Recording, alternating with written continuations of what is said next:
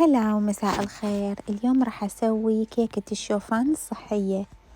مثل ما تشوفون هنا عندي كاسة كاملة شوفان ويا بذور الشيا ويا بذر الكتان وشوية لوز وشوية زبيب، وعندي هنا ظرفين فانيليا ضفتهم فوق الشوفان.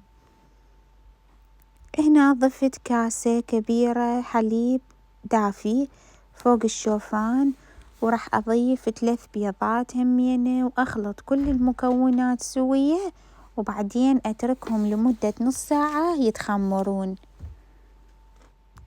عندي هنا هاي الموزات الاثنين هرستهم بهاي الطريقة، بكيفكم تهرسوها بالشوكة أو تهرسوها بالخلاط انتو براحتكم. وضفت هنا 3 ملاعق كبار كاكاو خام بدون سكر.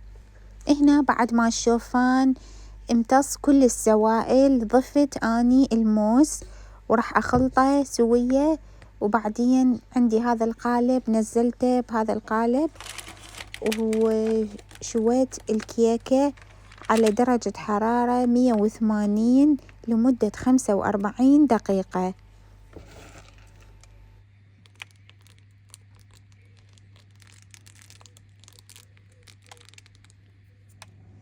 بعد 45 دقيقة مثل ما ذكرت وياكم صارت عندي الكيكة جاهزة وبهذا الشكل.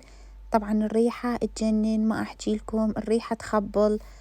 وجهزت عندي الكيكة وزينتها شوية بالموز وشوكولات داكنة، ويا ربي يعجبكم شكلها وكلش طيبة.